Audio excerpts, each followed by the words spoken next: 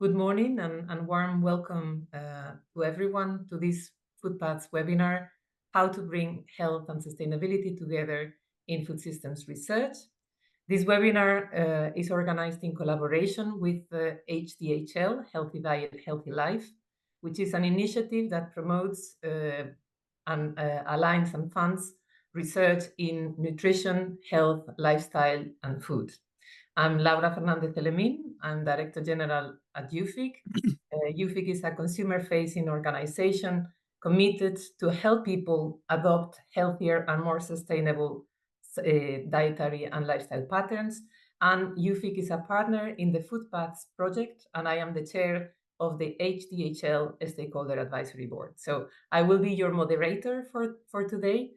And I'm really glad to tell you that 202 people registered for the event, and I see that so far we have 76 participants, and I'm sure that that will keep increasing. I hope that you will enjoy it and that you will profit from this webinar. Next slide.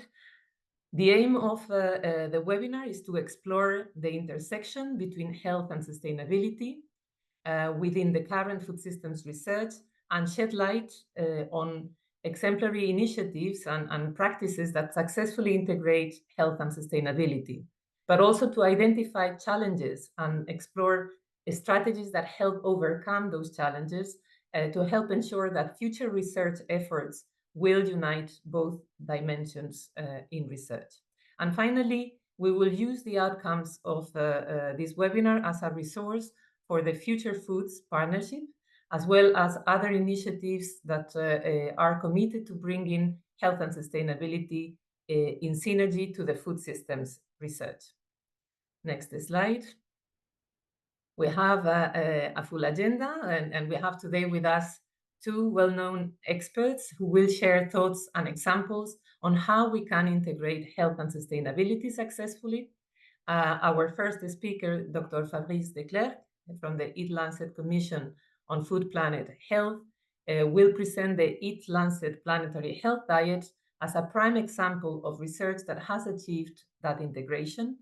And our second speaker, Professor Pieter van Veer, who is specialized in nutrition, public health, and sustainable food systems, will address the challenges that hinder the integration of health and sustainability into food systems research practices. So really interesting speakers that will delve into that complex topic that is crucial if we want to achieve the sustainable food system that we all ambition. The presentations will be followed by a very short moment for clarification questions. So after each presentation, you will have a short moment if something in the presentation, in the slides, is not understood and you need a clarification. However, you can also post your questions and answers then for the question and answer discussion in the Q&A button that you have on the probably bottom of your screen, and that you can do throughout all the presentations. We will also include a Mentimeter interactive tool. Next slide. So there, if you are not familiar, Mentimeter is an instrument that allows us to gather your feedback and views.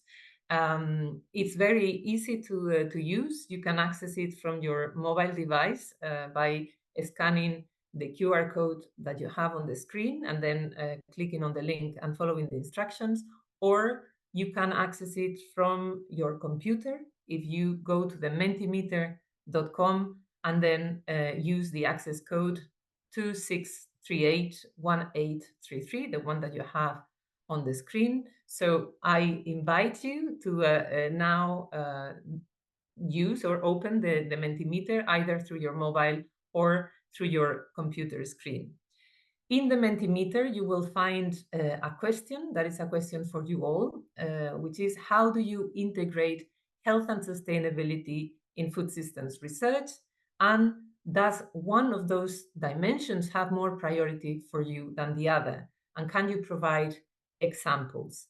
You can obviously answer the question straight away, or you can think about it and then answer it during the webinar. The Mentimeter will remain open, and what we will do is that when we are about 10 minutes into the question and discussion session, we will look at what are the results of the Mentimeter, share them with the audience and both the speakers, and then get the reflections and other participants' comments. So before we go into the two presentations of this webinar, we are going to provide a short introduction into the FOODPathS project. So let me introduce my colleague, Larissa van de Bent, who is a partner in the FOODPathS that represents Healthy Diet and Healthy Life, HDHL. And she is also a part of the organizing team for this FOODPathS webinar. So it's really a pleasure to have you, and I'm looking forward to your introduction to the FOODPathS. Larissa, the floor is yours. Thank you, Laura, and good morning, everyone. So yes, a few words about FOODPathS before we start with the presentations. FOODPathS is a project funded by the European Commission with the aim of setting up a prototype of the European Partnership for Sustainable Food Systems for People, Planet and Climate. And it's also preparing the groundwork for this future partnership, which is called Future Foods and starting this month. The FOODPathS project has a duration of 3.5 years and operates with a total budget of 4.9 million euros, co-funded by the European Commission. And the project is a collaborative effort involving 17 partners that represents 19 networks across Europe. The mission for this future partnership is to mobilize European research and innovation to accelerate the transition to sustainable food systems. And this mission relies on a broad range of stakeholders coming together to join forces. And one of the general objectives of this partnership is to demonstrate how a systemic approach can act as a catalyst in transforming our current food system into more sustainable ones. And as Laura already mentioned at the beginning, this webinar is organized by FOODPathS and will serve as a resource for the upcoming partnership. So thank you. I hope you all enjoyed this webinar. And Laura, I give the floor to you. Thank you very much, Larissa. And right now we move into the heart of this webinar with our two speakers. The first one, it's Fabrice DeClerck. Fabrice, really welcome. He is its science director and leads its research and synthesis science. He has a background in agricultural and environmental sciences, and he focuses on sustainable development and dietary health. He collaborates with the global organization and has over 110 publications, and he also serves as senior scientist at Biodiversity International. So before giving the word to Fabrice, a quick Q&A note. You can ask your questions through the Q&A, even through the chat, but please, if you can, do it through the Q&A. And now, without further ado, Fabrice, the floor is yours. Great, thanks Larissa, and thanks Laura for the introduction. And it's a pleasure to see so many of you online and also get that overview from FOODPathS. I mean, what a tremendous project you're working on, noting both the partners that you're working with, but also the alliances that you've built with cities, amongst others, to drive what we really see as a critical transition.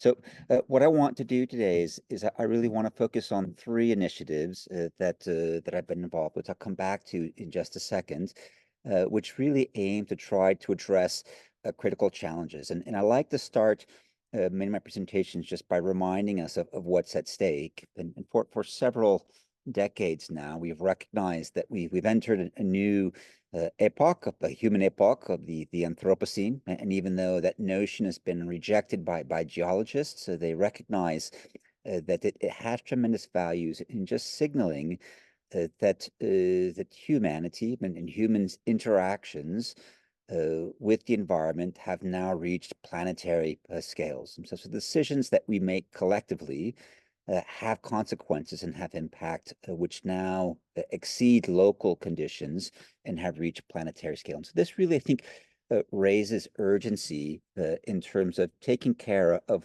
what are the decisions that we make in terms of how do we interact with the environment? And the biggest interaction that we have with environment is food production, food consumption. Where we produce foods, what foods we produce, how we produce them are by far the largest impacts that we have with the environment and drive many of these planetary scale processes that we're concerned about, which I'll come back to later. What we're also seeing is that in light of this urgency, there's a growing question about how science engages and interacts with society. We recognize the tremendous value of IPCC in terms of raising attention to and calling out the quite critical period that we're in terms of climate change, and recognizing that we don't have an equivalent to IPCC for food. And so there's been significant attention, significant question about whether we need an IPCC for food systems. So what would it look like if it were to be different than the IPCC? Do we need something that's more democratic? Do we need something that's more participatory? Do we need something that engages with a diversity of knowledge holders and that invites scientists to not only, or to step down from their pedestals and give presentations, but how do we behave as participants in this process? And I think this is a critical question to ask, particularly as we recognize, again, the urgency to act.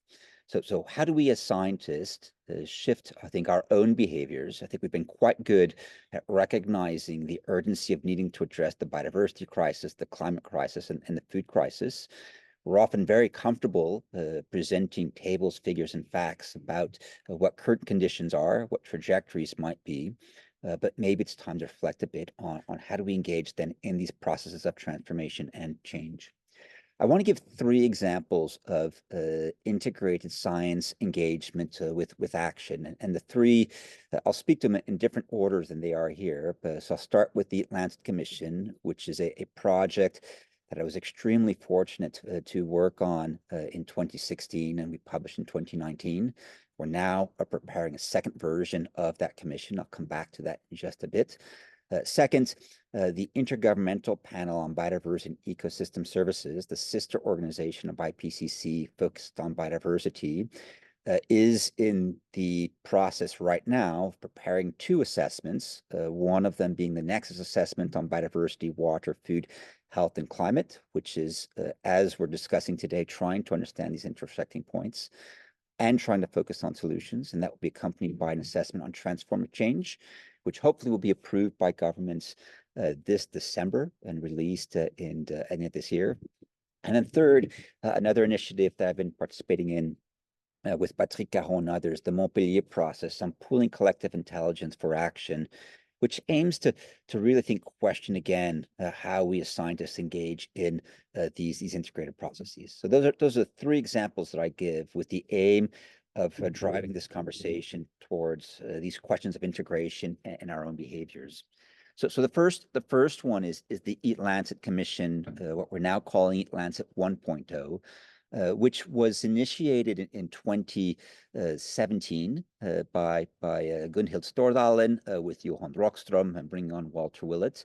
And it was precipitated by Gunhild working with the Nordic Choice Hotels, wanting to drive a sustainability agenda, but feeling as though we did not have consensus on what a healthy diet was or what sustainability was. And from a business perspective, looking to science to provide guidance on, what would be healthy and sustainable. So this was the origin of EAT, the organization that I work with, whose aim it was to see whether we could provide the best evidence on sustainability, food, and health, and whether we could create a place, the Stockholm Food Forum, where science, policy, and business would be able to interact to try to better work together on this critical transition. This commission was hugely successful. I'll come back to that in just a second. But one of the things I think that also emerged in relationship to that work is that when we look back at it, we realize that the 3 dimensions weren't sustainability, food, and health, but rather that food is the node of attraction. Food is what brings these topics together. And that we're now considering what is the impact of food on sustainability, what is the impact of food on health, and what is the impact of food on justice or dignity. So in our new commission, We are now trying to see whether we can revise our definition of a universal healthy diet, the planetary health diet, whether we can update the planetary boundaries for food, and also, as a novel piece of work, can we identify justice guardrails or dignity guardrails for food systems? And again, I think the big shift here is recognizing that food is not a separate topic in this relationship, but really, again, is the topic that allows us to bring different disciplines together, different communities together, allows us to bring science, policy, and business together, and food really playing a major intersectoral or intersecting role. We've been tremendously fortunate with the Lancet Commission. It was cited just earlier, 2 months ago, as one of the top 10 non-economic science papers cited the most by policy, along with 2 of the planetary boundaries papers. And in my discussions with the FOODPathS leadership in preparing for this, the question is not so much to toot my own horn as to why this project was successful, but to ask, well, why was this successful? And I think that there's 4 conditions that allowed the Lancet to be so successful. First, it allowed different disciplines to meet, that bringing together of health professionals with environmental professionals to define what is a healthy diet, what are the environmental limits of food, and then to ask the modeling question, is it possible to feed 10 billion people within planetary boundaries by 2050? That question was a critical one.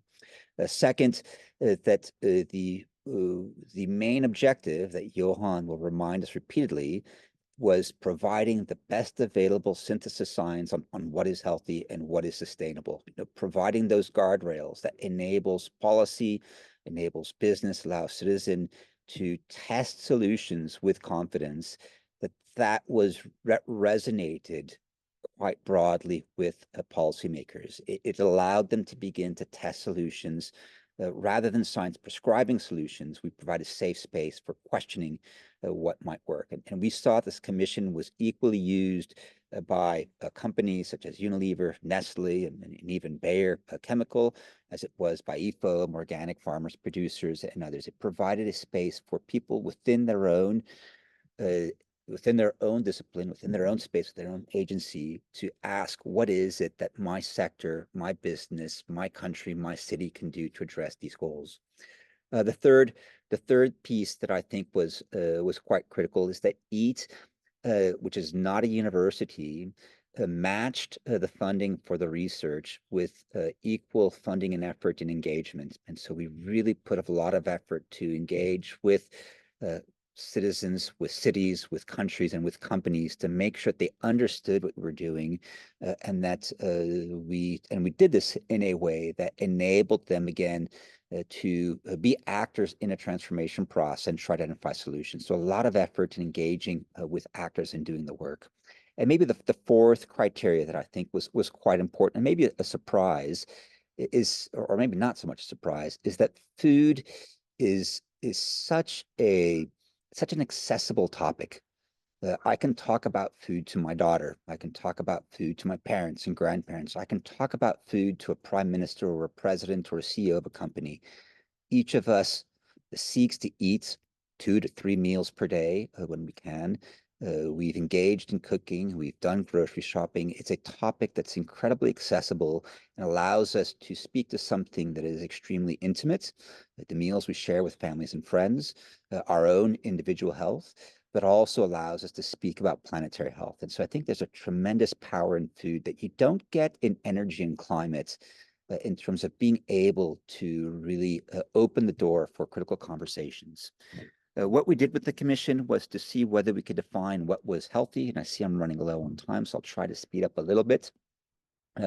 One, define what is a healthy diet, which focused on, of course, energy intake, but also quality of food.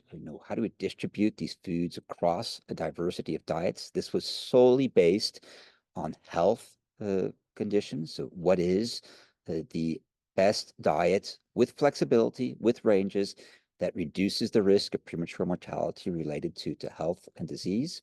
The second thing that we did was to try to identify, what were the planetary boundaries for food. And in the first iteration, we focused on biogeochemical flows, nitrogen, phosphorus, water, land system change, biodiversity, and climate.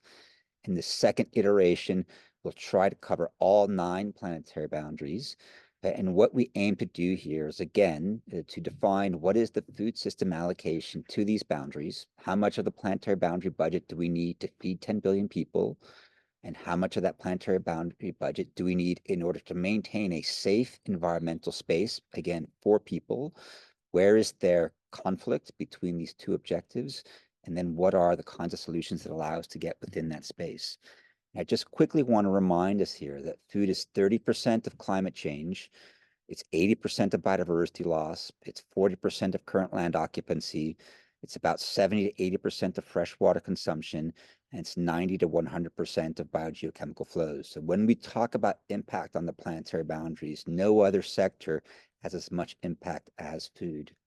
The challenge that we find is that even though we feel we can define what is a universal healthy reference diet, and again, this has many variants for many cultures, many peoples, and many behaviors, is that globally, we are significantly off target in terms of achieving that. Globally, we're over-consuming red meat on the order of 188%, over-consuming starchy tubers by 193%, and what we don't talk enough about is under-consuming a huge diversity of crops, primarily whole grains, fruits, nuts, vegetables, fish.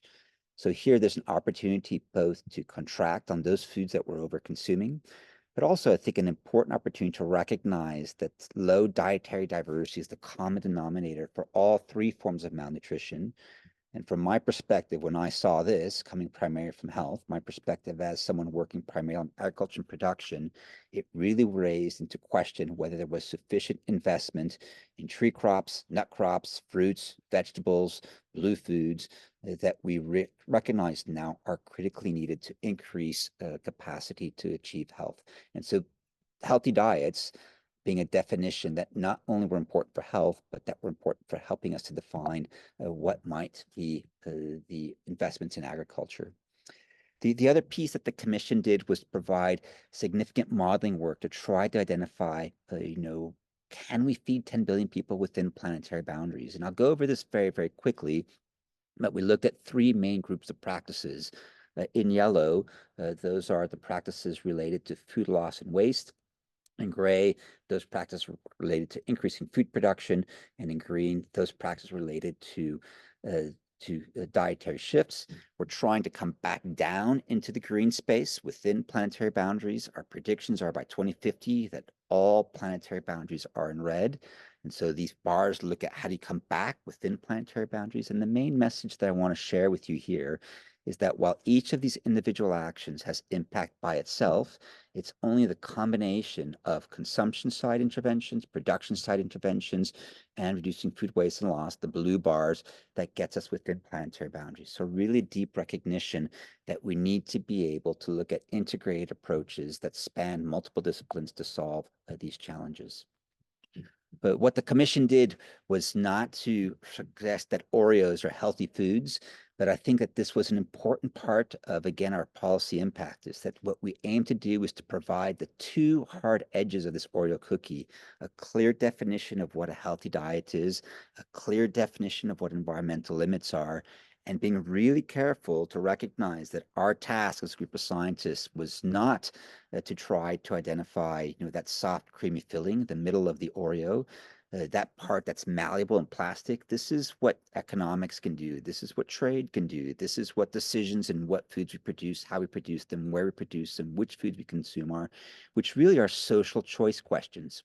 And so we felt that our role as scientists in the commission was to provide clarity on healthy and safe food systems, now we'll add just, that would enable society to play with that creamy filling, that would allow cities, companies, countries, and citizens to test then what are the interventions they want to take. And again, I think there's a critical role that we play here as scientists in trying to provide, again, that kind of a guidance. I'm at 15 minutes, so I think I'll stop there, and maybe during the discussion I can raise the other 2 topics for discussion. So thanks, Laura, and I'll stop here, and we can move on to Pieter. Thank you so much, Fabrice, for the excellent presentation. And I totally agree. I think you have flagged very important points like that food not only sits at the center of health, environment, but also justice, and that it is unique and it has the power or the potential to unite us. So that is really essential. But also that systemic approaches are the only way forward, integrated approaches. So with that, our second speaker is Pieter van de Veer. He's professor in nutrition, public health, and sustainability at Wageningen University. He has a background in nutritional epidemiology, and he has held roles in major institutes and led significant research on diet, non-communicable diseases, and sustainable food systems. And in several of the EU projects he has been involved with, like SUS funds that already is over, but some that are ongoing, like Giant Leaps and Zero Hidden Hunger. He supervises the development of the SHARP model, which optimizes the dietary patterns for nutritional health, environmental sustainability, and consumer acceptance or acceptability. So 3 dimensions that are really important for the transition that we need to operate. So Pieter, the floor is yours, and please don't forget to ask the questions that you have for Pieter and Fabrice that we will go through in the discussion. Okay. Is my screen being shared properly now? Yes. Yep. I see it a little bit cut. I don't know if it's only me. So I see half of your slide for some reason. I see the whole thing, Laura. Okay, so then go ahead. Yeah, okay, thank you. Well, thank you for giving me the floor, Laura. I would indeed try to bring what Fabrice explained as a whole context of food within the context of planetary health. And I would try to bring this together with research. What can we now do, or what are we doing in terms of research as a research community? And let me see. I have to go to my next slide, but it didn't work. Yeah. And then it's good to define, be clear on what we are talking about. We're talking about, on the one hand, sustainable diets, what they are. And this is the well-known FAO definition, so I won't go to it, but you see environment, food, nutrition, security, healthy life, present, future generations. And we have a definition of sustainable food systems. And sustainable food systems are the systems that deliver those sustainable diets.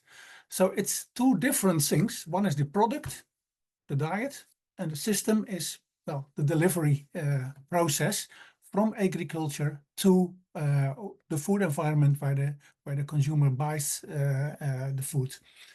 And a common part or the most central part in the sustainable diet is about the healthy life. Well, we are here in HDHL, so we are in place, I would say. On the right side, in the sustainable food system, you see also the other dimensions, the economic, social, and environmental dimension. And bringing these 2 together brings us to diets for a healthy life within an environmental, economic, and social context, within those constraints. So how can we eat healthily and environmental friendly, but also the soft side of the Oreo cookie, economically and socially, organizable. It should be able to do it in the practice with human actors. And that brings me to this overview of the different disciplines we basically have. In the box with health and nutrition, that's the healthy life side part, where I think many people of us are coming from in the HDHL. But when we extend that to sustainable diets, it's also the environmental dimension. Still, we are then in the life sciences part of research. But when we go to the center of the Oreo cookie, we have the economic and the socio-cultural aspects, which is the social side, and the social sciences. And I wouldn't say that that is not science. That's science as hard as the outside, the boundaries are. But it's a different nature. It's about how the actors work together in the system. And I come back to that later, because the system has these 4 dimensions, but it has it at many different levels. You can look at it globally, regionally, nationally, locally, and you can look at it at a very biomedical point of view, personal, cellular, molecular. But in all cases, we have human actors who determine, who can decide what's going to happen with the system, how it's going to change. And we often phrase it as saying that we have to know the buttons to push on and then we can change the system. So that's more at the dynamic side, rather than knowing what are the boundaries. It's knowing how to organize it in a way that we are living and can live within this safe and sustainable operating space. So what are the synergies and trade-offs we have to make between these different dimensions? And for that, of course, you know the Eat Lancet reference diet. I won't go into it. I just want to say it's a global reference diet. And the challenge will be to translate that to national, local diets. And we know they are very different by traditions, by economies, by what can be produced in the countries, what can be in and exported, etc. So there is the insight processes. And for the Eat Lancet diet, as scientists working in this field, we often are confronted with a number of recurring questions on the dimensions of the planetary health diet, which indicators to use. In practice, we still often use just greenhouse gas emission and land use, and we don't go much further because we have difficulty doing that. So there is a world to win. The same holds for the economic and social cultural issues. They are only weakly addressed, but essential if you want to come to solutions. We have discussions on the food groups. We have discussions on the red or ruminant meat, on the meat or the milk from the cattle, for tubers or carbohydrates, catched fish, farm fish, etc. And all those Eat Lancet diets, they are standardized to a certain amount of kilocalories. But yeah, we are simply assuming then that food-based dietary guidelines and nutrient requirements are all proportional to energy, which might not be exactly the case, which we don't know exactly. And then we have the issue of global or regional, the translation to the regional. Some of the indicators are quite global, greenhouse gas emissions. Others are quite regional, nitrogen deposition and land use, sorry, not WU. And then, yeah, we have issues on the population groups. Most of the research is on, say, the majority of the population, the adults. But in nutrition, we like to think about the nutritionally and economically vulnerable people as well. So what does it mean to them? Well, to answer questions like that, we went into diet models, which is a way of saying, okay, if you want to construct a future diet, want to know how that looks like, yeah, you can make a selection of many foods, and you will have to make that selection in a way that it fulfills the requirements of health and requirements for environmental, that it stays within planetary boundaries. So just select the foods. If you do so, you can get quite weird diets that are not really acceptable or edible. So we therefore developed another approach where we said we have to learn from each other as humanity, and we have to look at people who have already diets that are more healthy or more sustainable, or both of that. And we have to learn the lessons from each other and combine different diets. So with that approach, we have applied that approach to a context like China, a low middle income country, with respect to its socioeconomic structure. And we have applied to the Netherlands and to some other European countries. And I will give you here 2 examples. On the left, it's China. In the middle of the cross, you'll see where our current diets are. And then when you go to the right, greenhouse gas emission increases. When you go up, an indicator of diet quality increases. And when we optimize those diets, so within planetary boundaries and for health, and we optimize them for nutritional health, we saw, that's the red arrow in the left panel, we saw that also, when we optimized for health, that also greenhouse gas emission was going to increase. This holds for China. they have there a bit more than 2 kilogram greenhouse gas emissions per 2,000 kilocalories per day. So it's a very different diet from our diets, where we are about around up to 5 kilograms. So it's about twice as much in our country.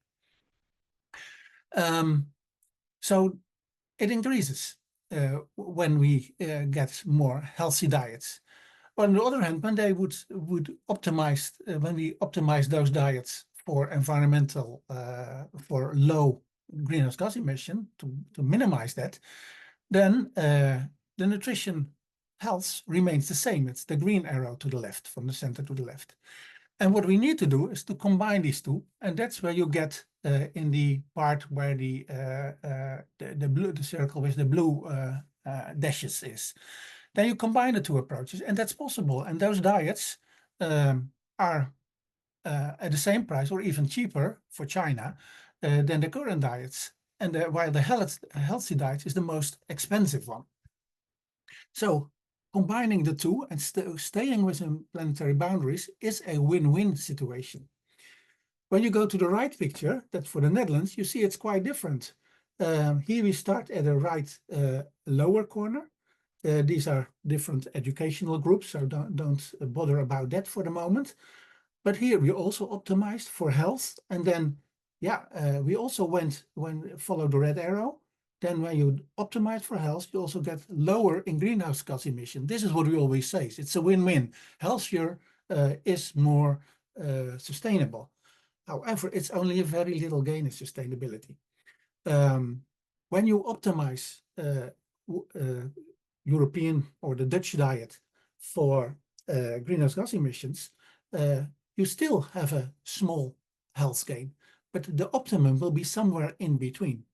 And then you come also to other, to define diets that are within the planetary boundaries for both aspects. And that's really where we have to go.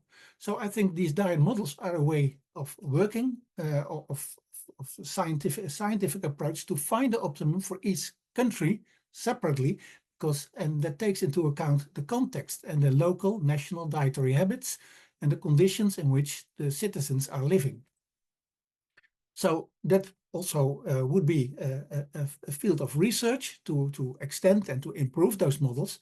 But in the end, the proof of the pudding would be if we do controlled trials with diets that we have identified this way that are environmental friendly, are they really healthier? Should we do trials to see what happens with the protein quality, metabolism,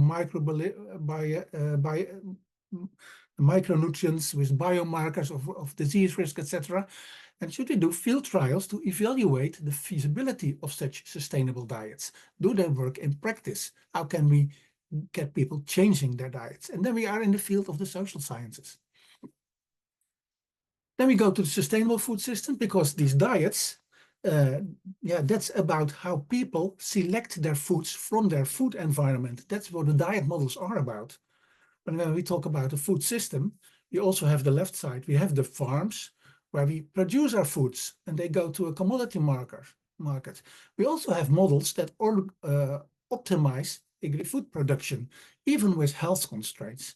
So, and these models tend to point in general in a similar direction, but the big missing link is the supply chain in between, which is a very social economic aspect of the food system. And according to the SCAR policy brief from a few years ago, they point at the fact that that supply chain is really underrepresented in current models. And it's very important because there's a lot of economic power there. And when we talk about accountability, that's related to the economic power, of course. And then the system, of course, needs also to account for circularity. What comes out? What is the waste part? And the waste is a part that we as nutritionists in the nutrition and health world do not pay much attention to, usually. Should be a real important issue in further research.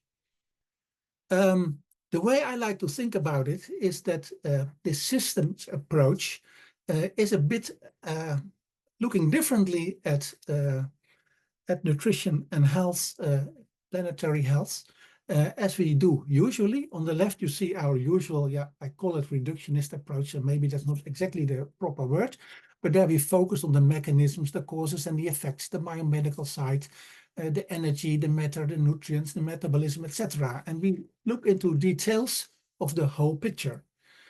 On the right side, you see a representation of the human body, where we see the cardiovascular system in, and then the cells and tissues. And basically, the food system is like a cardiovascular system for society.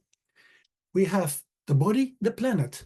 We have the cardiovascular system, which is the food supply system. It's the veins, it's your cardiovascular system, which distributes all your nutrients to the cells. And the cells are basically analogous to individual people in our food system. So if you want to understand the food system approach, think in about a human body system, but make the analogous, and it's a matter of scale, and it's a matter of buttons you can push on. They are very different. But in the systems approach, we talk about a dynamic equilibrium of cells with their environment, that they can absorb the nutrients, or of individual people with their food environment, that they can buy their foods and that they can afford it. We talk about self-organization, emergence, inputs and outputs of the systems, about networks, about growth of the system, about scaling of the system, etc. So it's a different terminology, and it uncovers different aspects of what's ongoing and can help to answer the questions on the system as a whole. And that brings me to the actors. Actors. And Pieter, if you could start wrapping up. Yes, I think this is almost my last slide. Yeah, the actors. Well, we have already a two-century debate from Adam Smith on the wealth of nations to what we're now talking about, the health of nations, or maybe even the health of the planet. We talk about pushing the right buttons, and many organizations, and also Lancet is working on how to categorize them and what are the most important key indicators. In the SUSFunds projects, we organize that into a sustainability compass where the 4 dimensions are clearly recognizable. But we now have to think about the accountable actors. And there are papers on that in the Lancet, commercial determinants of health. We ourselves recently wrote a paper on that, on the social, cultural and economic actors. And what we need to think about is, how do the short-term interests of food industries and governments go together? How do they influence each other? And is this always for the best of the health of the population? Or are there tensions and trade-offs in that domain? Which is truly a socio-economic question. It's the soft side of the cookie, but it is essential to come to solutions and to remain within the boundaries. So, and that summarizes, here I just summarized the topics that I've been mentioning in my presentation. So I here give the word back to you, Laura. Thank you. Thank you very much, Pieter, for this excellent presentation as well. You have again insisted on the importance of considering the systemic approach and the synergies and trade-offs, and to delve deeper into the aspects right now that we are integrating, that we need to move to that systemic approach, but also that we should not forget the feasibility of the diets that we put forward to people. Okay, I see that people have been asking questions, and I hope that you have enjoyed the presentations as much as I did. I haven't seen any immediate clarification questions, so I hope that we can tackle everything in the questions and answer discussion, to which we will move now, and that will last around half an hour. We will start with the questions from the audience, and around 10 minutes into the discussion, I will go to the Mentimeter to see what we have gathered there. So looking at the questions from the audience, and I see that you have already understood that you can vote up questions that have been posted and prioritize them, so that's great. We have from Wageningen Academy, is not really a question, but more a suggestion from experience.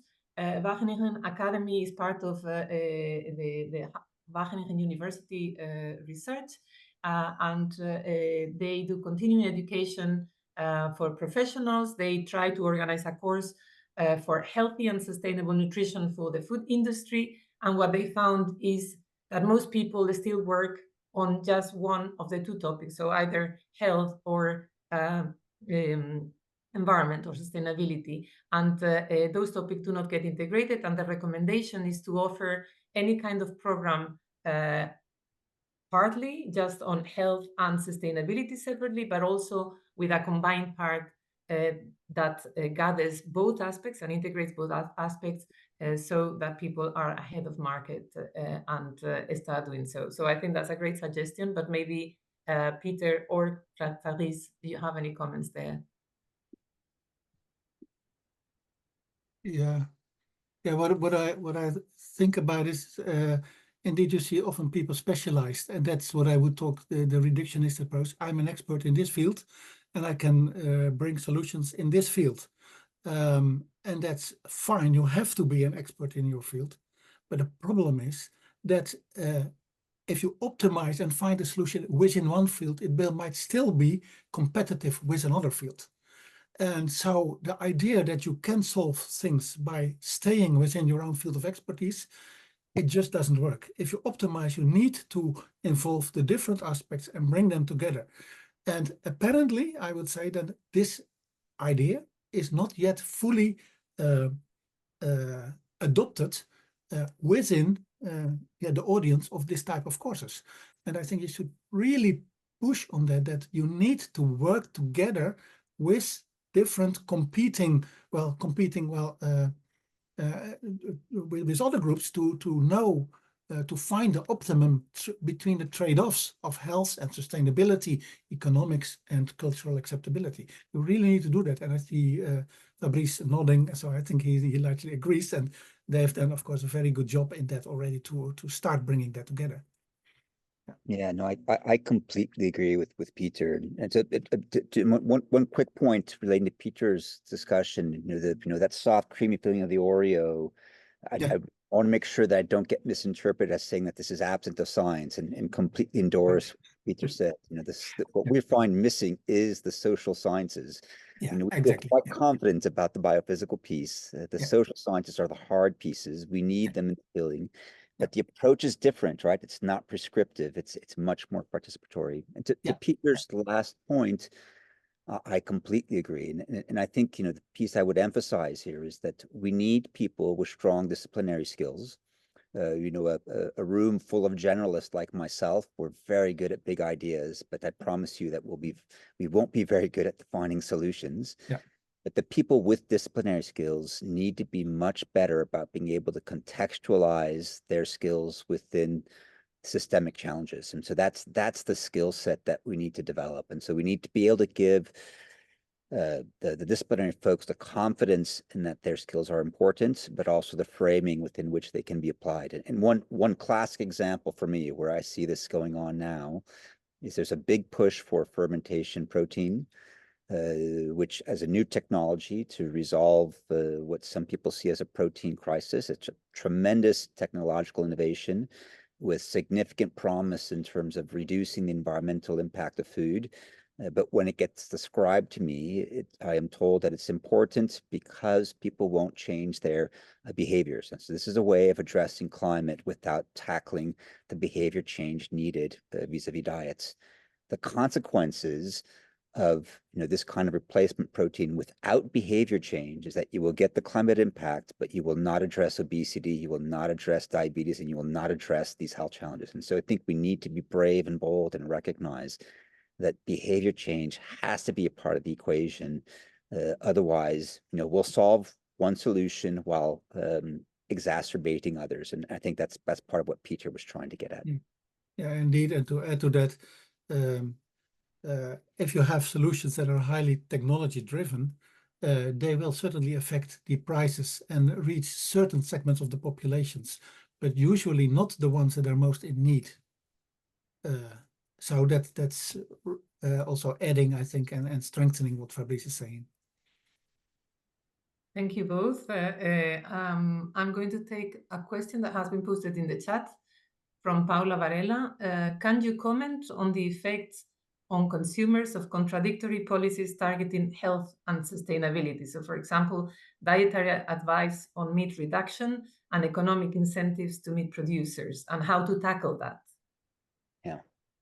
Yeah, no, that's a great question, and I see a couple things here in terms of consumers and contrary policies. And certainly within the policy world, I'm very concerned. Food is about 40% of the EU budget, and we find that there are completely contradictory messages coming from DG Agri, our Director General of Agriculture, versus our Director General of Health in the European Union.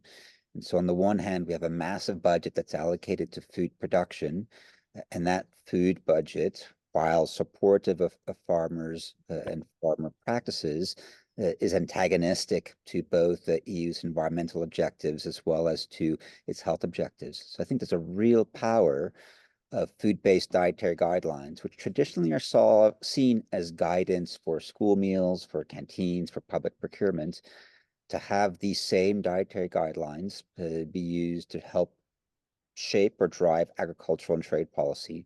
Because what happens is if we're investing in unsustainable production practices and in foods that are overconsumed, and I want to be clear here that there is such a thing as healthy meat consumption. The problem is that currently our consumption is unhealthy. That what we find is that we're not, one, it's irresponsible vis-a-vis the use of public funds, and then second, it's not effective. We are using EU budget to pay for practices that drive people into hospitals, which then require further public budget to care for those people. And so I do see this as a major area of contradiction.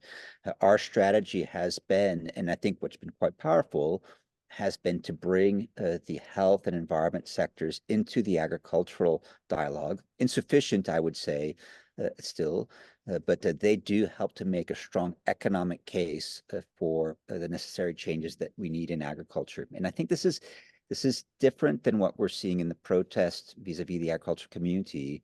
We will need farmer communities to produce food, but we want to insist that they be supported for producing foods that contribute to public health and that contribute to environmental sustainability. And that's what we should be using public funds to invest in.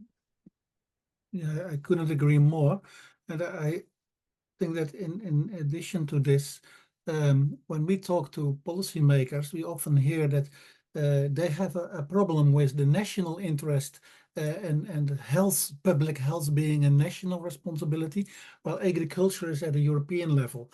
And there is also therefore a political issue at the European level because of this.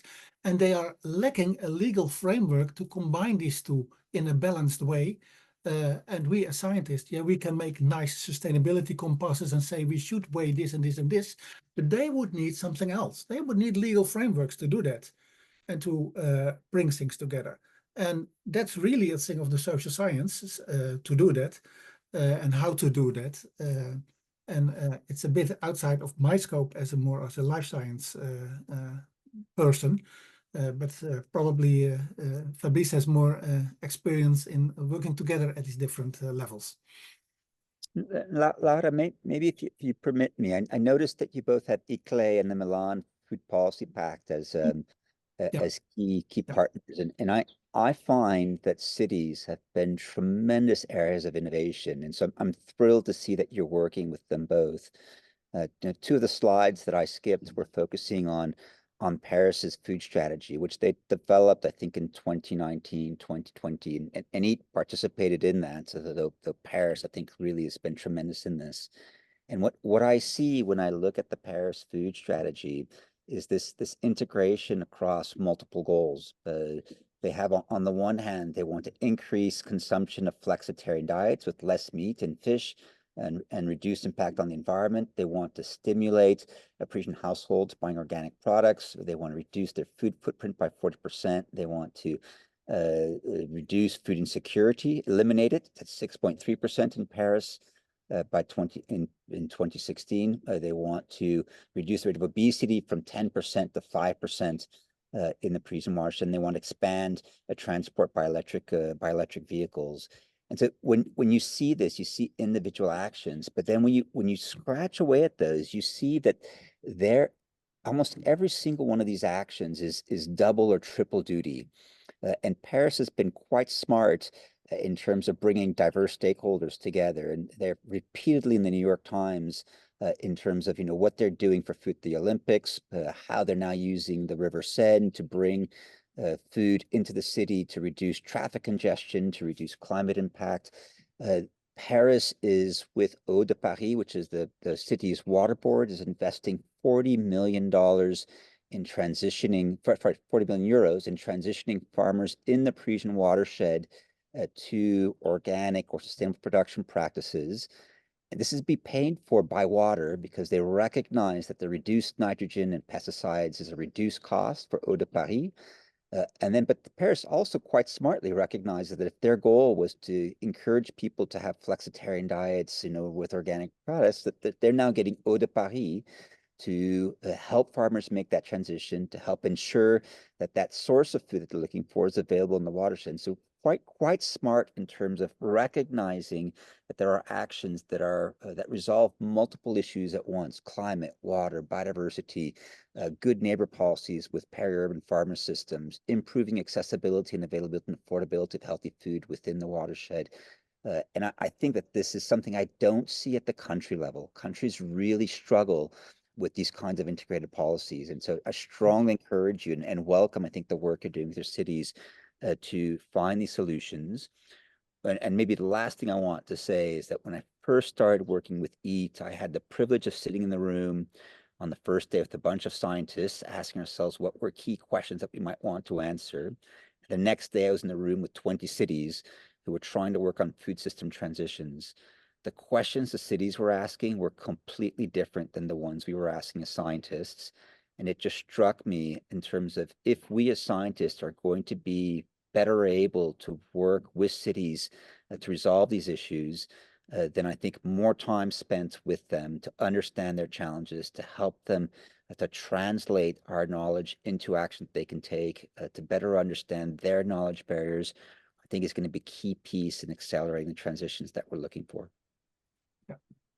Absolutely, a very, very good point, and certainly that specific point on the local action and the city's action, and how can we transfer and learn from what they have done, maybe at a higher level, will certainly be one of the aspects that we will bring back as a result of this webinar. I don't know if, okay, it's 59, so let's go into the Mentimeter. Larissa, maybe, or Juliana. Okay. So these are your responses to that question. We have lots of responses, and I would invite Fabrice and Pieter to have a look and select the ones that you would like to comment on, because it would be impossible to just go through everything.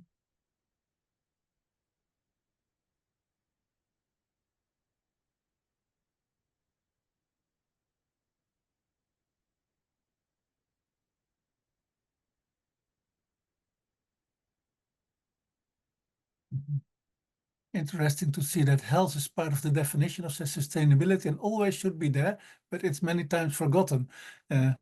My experience is the other way around. So I think this exactly says why we need each other.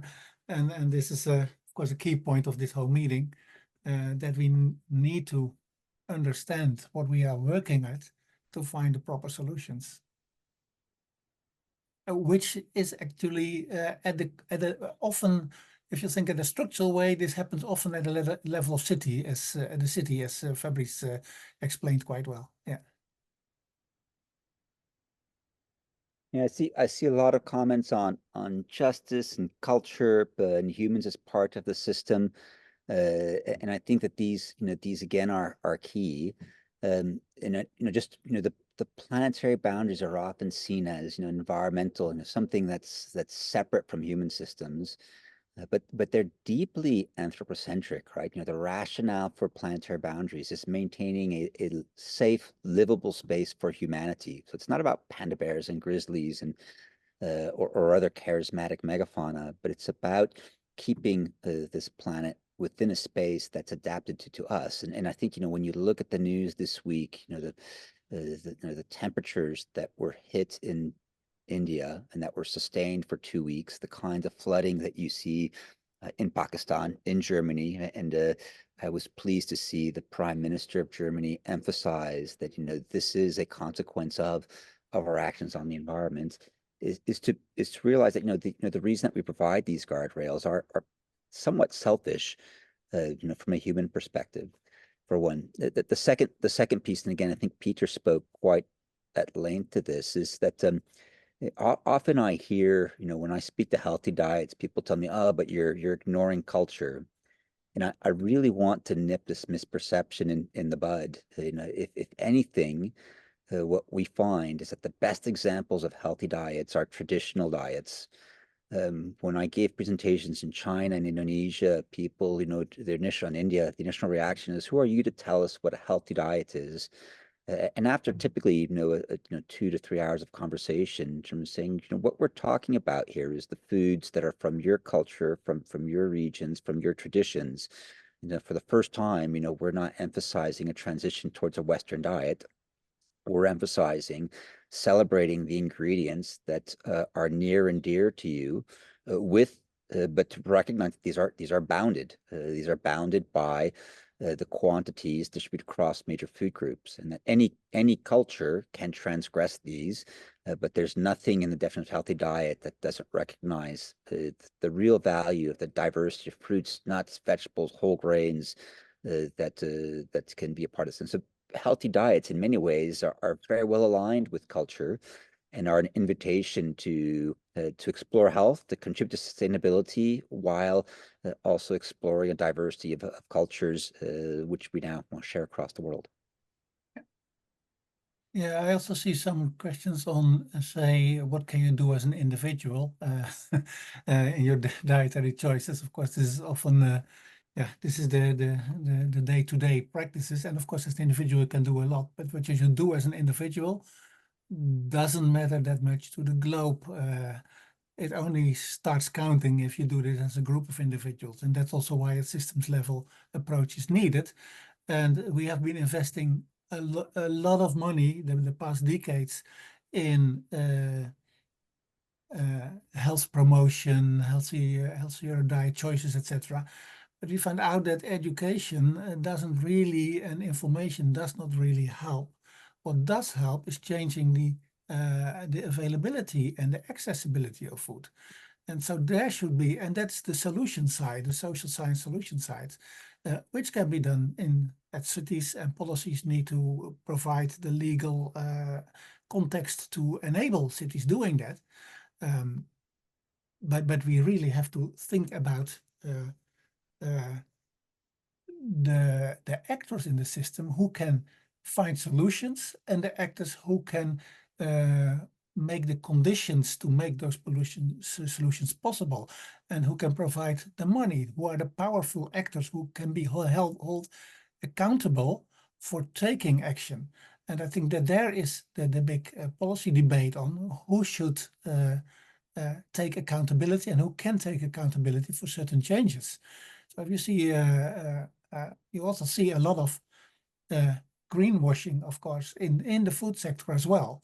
And we understand that it happens, but we should, as scientists, we should point at the serious solutions, the things that are going to work. And this is a huge societal debate, I think, how we handle this, the accountability of the actors who have the huge economic power and the small citizen who can do things and maybe want to do things, but they just don't. Their small solutions changes do not really affect the systems as long as they are just done on an individual basis. Yeah, I think, I mean, to echo that, of course, as individuals, our own behaviors, what we choose to eat 3 times a day when we're fortunate is our individual action. Second, in our own environments, whether it's a university or a hospital or a research center, encouraging, nudging that those food environments change. And I see that happening already quite I mean, you know, the was at the Amsterdam Medical Center last week, and the lunches looked like they were quite compatible, which was very nice to see. Very different than what you get during a coffee break or a lunch break at an American university. So I think, you know, here, you know, working with our environments. But then the third thing maybe is you know, in our role as researchers, right? So again, understanding if we're working on a specific problem, taking the time to think about how do I contextualize the solution or the problem that the research that I'm doing within healthy, safe, and just. Does that lens, you know, allow me to think differently about what I might do in the CGIR where I work now? You know, our breeders are very accustomed to yield improvement, which we think is a tremendous contribution to improving yield, but we're asking them to rethink, you know, their skills as breeders in terms of, you know, the deep-rooted species, the capacity and their capacity to store carbon below ground, breeding for perennial species. So really, I think again recognizing that if you take your skill and you contextualize it within these challenges, it may allow you to both find new innovations, but also reframe your skill within a broader context. And I think those are all opportunities that we have. And that the last one maybe is participation. I think, you know, as scientists, we've often valued our capacity to be independent, and I think academic independence is really important.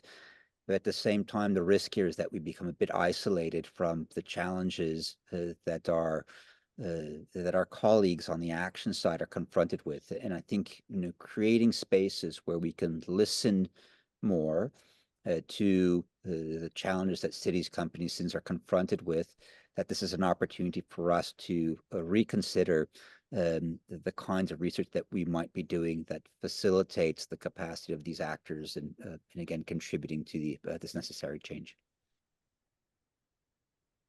Thank you. I think that's great. And as it has been put in the chat, all the comments from the Mentimeter will be shared with the participants of the webinar. And I would say that even we will try to answer those questions that we can, that we haven't had time for during the webinar. Maybe one that is very quick, and maybe it was a clarification question for you, Pieter, from Corne van Doren. Pieter, what is the role and synonym of the heart in your food system model? Is it the SHARP? Yeah, the SHARP stands for Sustainable, Healthy, Affordable, Reliable, and Preferable Diets. So it's just an abbreviation that aims to cover the 4 dimensions of the food system, which also had to sound quite good. Excellent. And maybe, okay, there is a question on how can we join the ideal of local production for local consumption with the economic reality of local producers' desire to sell abroad. For example, mango producers in Ghana might not embrace the idea of reduced mango availability in the Netherlands. Right, yeah, then we're talking about the supply chains and the local foods, etc. Yeah, this is very much economically driven, basically, this type of supply chains. So yeah, I would really need here the input of the economist type of and agriculture people. So the work at the production side that Fabrice was mentioning, I think that's very much economic driven, efficiency driven, which is an economic drive. But if you include issues like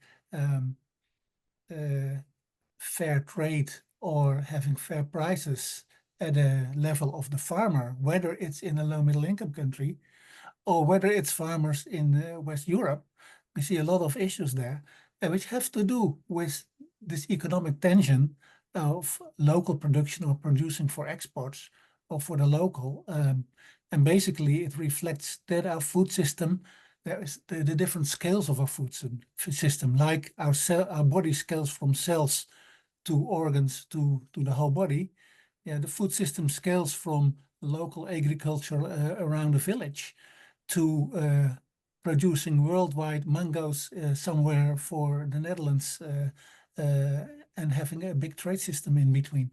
So I think it's that type of system questions that we really need to answer, and which we cannot do from the nutrition point alone, not from the social point alone, the economic point alone, or the cultural point alone. So this is really where we need the input from the social and social sciences. I think it's a fantastic question, and I don't have a specific answer to it, but I've always wondered, what is the proportion of local food that we would be looking for? Is it 50%? Is it 60%? 70%? A fully local system. I don't know whether it's necessary or valuable. And at least in the 7 years I spent in Costa Rica, you saw that their capacity to engage in the global coffee market was tremendous in terms of bringing families and communities out of poverty and support development in Costa Rica.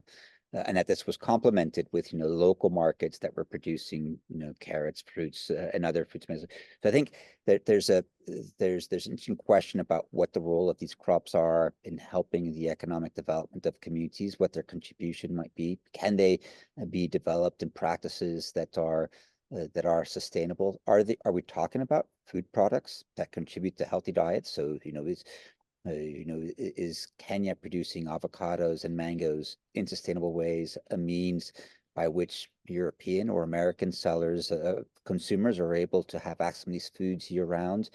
I think that there's some interesting proposals in there that merits greater consideration.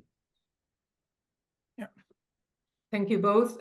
Maybe, as I see, it's 11:13. Maybe you want a final sentence, a statement that you would like participants to take home. So I give the floor as in order of presentation. Fabrice, you go first, and then Pieter. Yeah, look, this has been fun. I wish I could see everyone's faces, and I really do appreciate the dialogue part of these conversations. But I want to emphasize behind that, that we're looking at a global food system where nearly half of the world's population is struggling in one way or another to access healthy diets, right? 2 billion who are malnourished, 2 billion who are struggling with overweight and obesity and non-communicable diseases. We're also looking at a food system which is the primary driver of nearly every planetary boundary. And so this topic, which has been fun to discuss with you, is mission critical. And so I do want to applaud you for the work that you're doing, encourage you to stay committed to do that work, and also encourage you to find ways by which you might forge alliances and partnerships with those actors who are working on trying to implement solutions so that you can better engage with them and contribute to this necessary transformation. Yeah, I think my basic message would be, let's really start crossing disciplinary boundaries and listen to each other, listen to the other stakeholders, and come to solutions really together. Thank you so much. This webinar would have not been possible without your participation. So really wholehearted thank you. Also for those participating online, for all those questions, for the sharing thoughts through the Mentimeter. As said, you will receive the presentations, the recordings, the Mentimeter statements, and we will try to answer the questions. I would like to remind you that the insights from this webinar will serve as a resource for the future Sustainable Food Systems Partnership.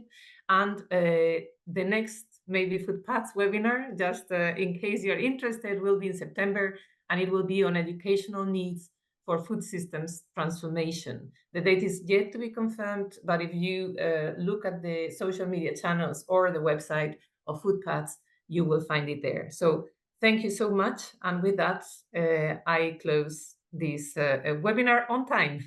So enjoy it. Thank you. Bye-bye. It was a pleasure. Bye-bye.